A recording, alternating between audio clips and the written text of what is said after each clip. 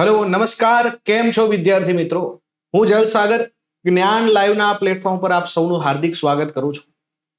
આપણી વચ્ચે આજે અજયભાઈ પટેલ જેઓ દહેગામથી આવે છે. આપણી વચ્ચે આજે હેલ્પર GSRTC 2025ની પરીક્ષા પાસ કરી અને વેરિફિકેશન પૂર્ણ કરીને આપણી સમક્ષ ઉપસ્થિત છે.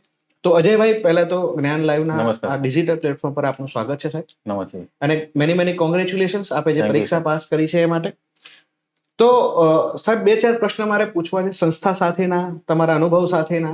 હા. અને પહેલા તો મને એક પ્રશ્ન એ કહો કે સાહેબ, પરીક્ષા પાસ થઈ છે, તમે જોબ મેળવી છે ગવર્મેન્ટ, હા સર. તો તમારો અનુભવ કેવો છે? તમારી લાગણી કેવી છે એના વિશે? મારા લાગણી તો બહુ સાહેબ, મારા ફાધરે બી બહુ મહેનત કરી છે. જી. તો તમારા ફાધરે જે સપનું જોયું છે હા. કે મારા બાળકને સરકારી નોકરી હોય, હા. અને આજે તમને સરકારી નોકરી મળી છે, એટલે એનો આનંદ તો તમને અનેરો આનંદ છે સરકારી નોકરીનો. પણ તમે પહેલા તો એ કે આપણા જ્ઞાન સાથે ક્યારથી જોડાયા છે? હું 2024 થી સાહેબ 2024 થી ending જોડાયા માં. છે. હા. અચ્છા. અને જ્ઞાનની અંદર સાહેબ, તમે જે ક્લાસ લીધા છે હા. ત્યાં ફેકલ્ટી તમને ભણાવતી હોય, હા. અને ત્યાંનું વાતાવરણ કેવું હોય, સર તમને જ્યારે ભણાવતા હોય લાઈવમાં, હા. તો એ તમને કેટલું બેનિફિટ થયું છે? અને તમે પરીક્ષા પાસ કરી હમ. એમાં એ ફેકલ્ટીઓને શ્રેય કેટલું? બહુ જ છે સાહેબ. હું તો કહું કે તમને લોકો બીજા ડિમોટિવેટ કરતા હોય તો હા. તમે એવું નહીં કે તમે હેલ્પરની એક્ઝામ, કોઈ બી એક્ઝામ હોય, કોઈ બી એક્ઝામ પાસ કરી શકો છો કે મનથી ધારી લો આપણે હમ. અને ક્લાસ જોઈન કરી લો જ્ઞાન લાઈવ, તો પાસ થઈ જ જાઓ. બરાબર છે. એટલે લોકો નકારાત્મકતાની ભાવના વધારે હોય લોકોની અંદર કે તમે તો ફેલ જ થશો, પેપર ફૂટી જ જશે, હા. નેગેટિવ ઇમ્પેક્ટ વધારે લોકોની પડતી હોય, હમ. છતાં પણ હકારાત્મક ભાવના તમારી અંદર જે હા, જાગી છે. મારા ધારો કે વિશ્વાસ હતો આપણે, બરાબર છે.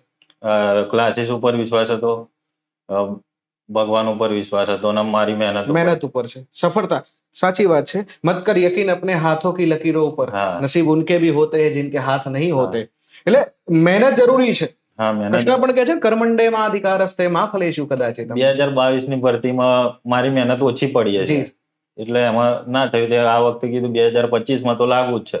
હા, એટલે ટૂંકમાં તમે એકવાર જો નિષ્ફળ જાઓ છો હમ. તો તમારે નાસીપાસ થવાની જરૂર નથી. એનાથી ડબલ મહેનત કરવાની છે. હા. એનાથી બમણી મહેનત કરીને આપણે આપણા ગોલને એચીવ કરવાનો છે, હા. જે તમે સફળતાપૂર્વક કરી છે હા. અને પરીક્ષા પાસ કરી છે સાહેબ તમે. તો બીજું કે સાહેબ, સંસ્થા તરફથી જે તમને મટીરિયલ આપવામાં આવે છે, હા. તો એ મટીરિયલ કેટલું યુઝફુલ થાય છે તમારા માટે? મટીરિયલ બહુ સાહેબ. આપણે જે બી આપણે એક્ઝામમાં પ્રશ્નો પૂછાયા હતા, બધા એમાંથી પૂછાયા છે. બધા જ્ઞાનના મટીરિયલમાંથી હા, પૂછાયેલા છે, બરાબર? ઇલેક્ટ્રિકના. જી સર. હવે જ્ઞાનનું મટીરિયલ તો સાહેબ તમે જોયું, ક્લાસમાં પણ તમે ભણ્યા છો, હા. ફેકલ્ટી તમને સારું એવું ભણાવ્યું છે, તમે જે રેકોર્ડિંગ એ બહુ જોયા છે. રેકોર્ડિંગ પણ જોયા છે. એટલે લાઈવનો આ બેનિફિટ છે કે તમે તમારા કામ સાથે હા. પણ આ જોઈ શકો છો. કોમ્પ્યુટર બધું જ. અચ્છા, કોમ્પ્યુટરના ક્લાસ કે કોઈ પણ, અને કોઈ એવી ફેકલ્ટી સાહેબ જેના વિશે તમે કંઈક કહેવા માંગો, તમને સૌથી વધારે આ ફેકલ્ટી સાહેબ ઇમ્પેક્ટ કરી છે વધારે, કે બેનિફિટ થયો છે? આ ફેકલ્ટીએ એમને મોટિવેટ પણ સારા એવા કરે છે જ્ઞાન સાથે. આપણા મિકેનિકના કેયુર સર બહુ મોટિવેટ કર્યા. કેયુર સર. હા. હા, કેયુર સરની સર ભણાવવાની પદ્ધતિ પણ સારી. મોદી સર એમ બનાવી. મોદી સાહેબ, યસ.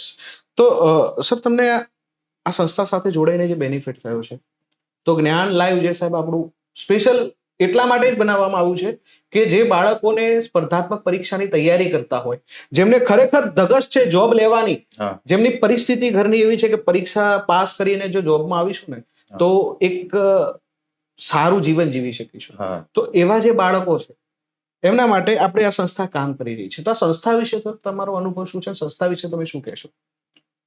હું તો દરેક બાળકને એમ કહીશ કે તમે જો સફળતા મેળવવી હોય, ગમે તે જોબ મેળવવી હોય સરકારી ગવર્મેન્ટ, તો કોઈનું બીજા કે કોઈનું સાંભળવાનું નહીં, બસ ક્લાસીસ જોઈન કરવાના.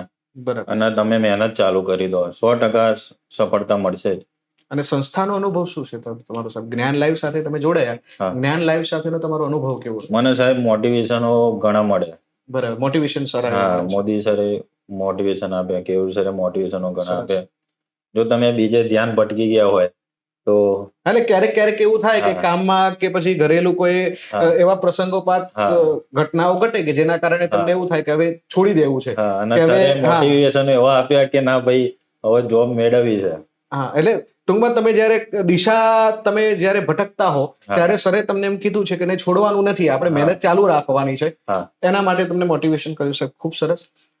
ને સાહેબ, આ તો વાત થઈ આપણે સંસ્થા સાથેની, તમારા જે અનુભવ સાથેની, પણ આપણા જે વિદ્યાર્થી મિત્રો છે સાહેબ, જે તૈયારી કરે છે, બરાબર. અથવા ઘણા એવા પણ છે જે તમે તમારા જીવનની અંદર એવું કીધું સાહેબ કે ઘણા લોકો અંગત પણ એવા મળ્યા છે જે લોકો તમને નકારાત્મકતા તમારી અંદર લાવે કે પાસ જ નહીં થાઓ, કે પરીક્ષા જ નહીં આવે, કે સરકારી નોકરી તો હવે હા, વધી જ government નથી, કે ગમે ત્યારે પેપર ફૂટી જાય છે એટલે હવે કોઈ સરકારી નોકરી નહીં મળે, આવું જે તમને લોકો કહેવા માંગે છે. તો એવા ઘણા બધા વિદ્યાર્થીઓ એવા છે જે ડિમોટિવેટ થાય છે અને જોબની તૈયારી છોડી દે છે. બરાબર.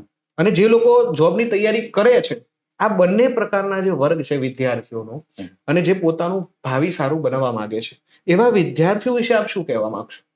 હું એમને એક જ વસ્તુ કહીશ કે તમને જીવનમાં નિષ્ફળતા તો મળે છે બધી, મારા બી બહુ અનુભવ છે, પણ હાર નહીં માનવાની. બસ તમે ભગવાન ઉપર વિશ્વાસ રાખો, પોતાની મહેનત ઉપર વિશ્વાસ રાખો, અને તમે જે ક્લાસ જોઈન કરે ટીચર ઉપર બધા 100% સફળતા મળે છે. એટલે નિષ્ફળ થાવ તો એનો મતલબ એ નથી કે તમે ફરીથી સફળ નથી થઈ શકતા, એ જિંદગીનું પાસું હાર્યા નથી. એટલે તમે ફરીથી મહેનત કરી શકો છો અને ફરીથી સાહેબ તમે પોતાની મંજિલ પ્રાપ્ત કરી શકો છો, જે તમારો ગોલ છે.